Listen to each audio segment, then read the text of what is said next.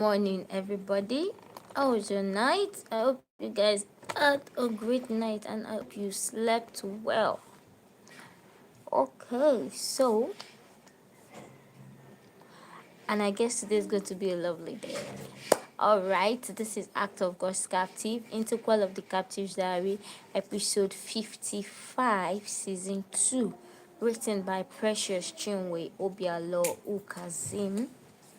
All right, welcome back. And as you can see, Chima is the one that is putting us on the edge right now, telling us I like some Janet. So we need to understand what is going on. And now let's continue.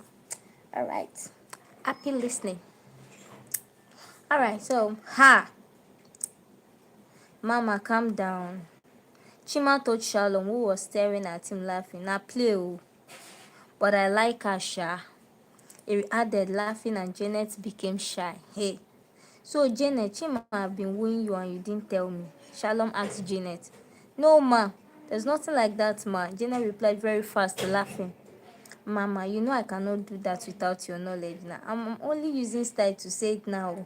It's like I see her cooking this kind of delicious meal for me in the future because she has learned under the best.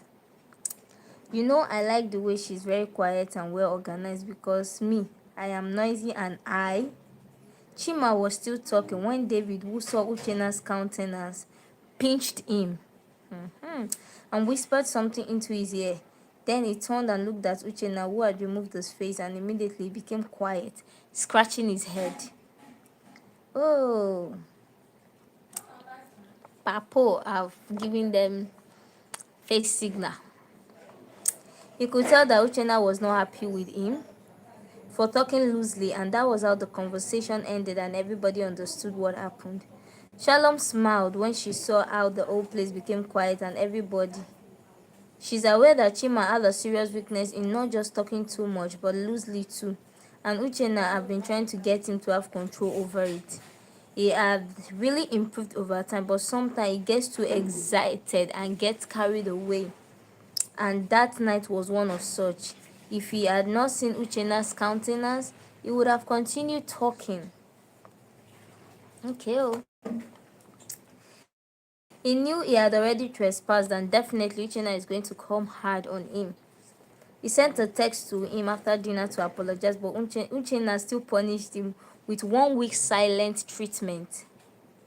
And the whole of that week, Chima was the quietest in the house, even down to their room, because that was the longest he had done to him. Nah, it's not about just being a mentor. It's not easy. But it's the aspect where the mentee is ready to take correction. Yeah. Ready to take correction and do and abide. Ability for the mentor to also know that something is wrong. So let's just continue to know what's up. After the 1 week silent treatment, he called him and asked him, and they got talking. Then he began to address the matter thus. Are you ready to tell me the meaning of that conversation at the dining the other day? He asked him. I'm sorry, sir. I was lost. I was just playing, he replied. You were playing? He asked Chima and he answered in the affirmative. I don't believe you. That was more than a play. Do you want to marry her? Uchenna asked Chima. No, sir. I was just joking, sir, he replied. But I heard you saying you like her and that you see a future with her. So this is how you've been going around talking loosely with every girl you see? Uchenna asked him. No, sir. I don't even talk or relate with girls like that anymore, he replied. If you sit before me and talk flirtatiously to the hearing of that girl, I can only imagine how dirty your WhatsApp or private messages and chats with other girls are, Uchenna said, and Chima was quiet. Okay. What you displayed out there is an indication that your private life is dirty, very dirty. What you did in the public only revealed who you are in the secret, and I'm very convinced that all is not well with you. You may choose to lie, but you can't convince me otherwise. I know you very well. Talk to me. What's going on? He asked him, and Chima was quiet for some seconds before speaking up. The thing is, I don't even know how to explain, but I can't deny the fact that all is not well. There's this girl I know from way back, and she's been a church girl from time. But we're not really close because I was a sinner, and she and a group of friends were the only holy ones back then in secondary school. She chatted me on Facebook early this year and was expressing her joy that she heard I am now born again. And she's been seeing my inspiring posts and write up. So that was how we started talking, and she told me she's now based abroad and working and doing well for herself. I think I got pressured because everything she was telling me about her achievements over there were getting at me, and sometimes I come online to see that many of my mates back then, both from secondary school level to my university level, had relocated abroad and are doing well for themselves, except me.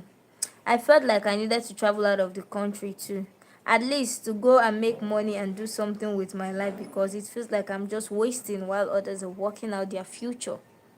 I started I I started to ask the girl about the process and how much it will cost me to travel from Nigeria to the country where she is, because she said there are lots of job opportunities there and she could help to get one for me. Chima want to japa. Hmm. The money she called was much, so I got discouraged because I didn't know where to get that kind of money from.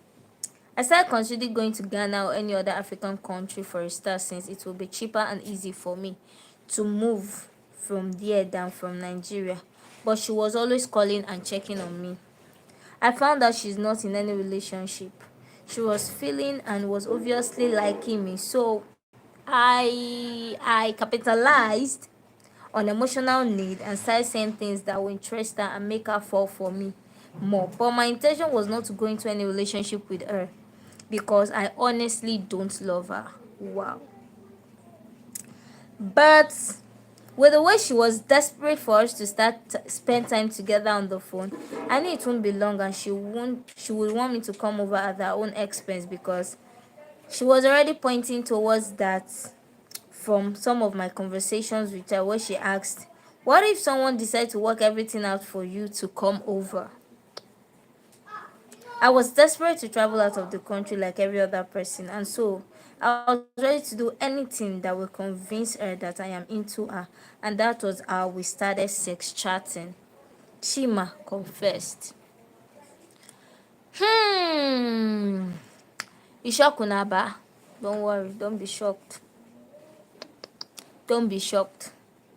Tomorrow we will know how the conversation ended, and Uchena's advice to him, because at this point it's shocking. It's shocking actually. But we can say there are some of the things, yes, they see. I'm not a mentor. They see, so sometimes they feel like, what have I been doing? What have I been doing? Yes, sometimes you feel like, oh God, I'm tired. I'm wasting my life. So I guess Brother Chima got to this point, and it led him, and he allowed himself to be pressured. Yeah.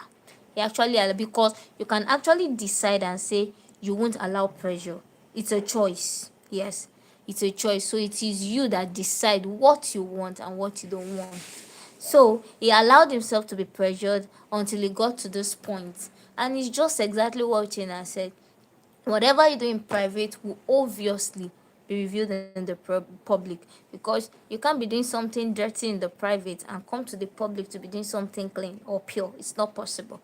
So that's just it. So see you in the next episode. From there we'll know what is wrong with him and what led him to it, and how each and I was able to talk to him, and if he actually is ready or not. I don't know about that one anyway. So have a beautiful and lovely day. See you in the next episode, and please don't forget to comment, subscribe, and like our video. And also you can order for our other inspiring stories. God bless you and have a beautiful day ahead.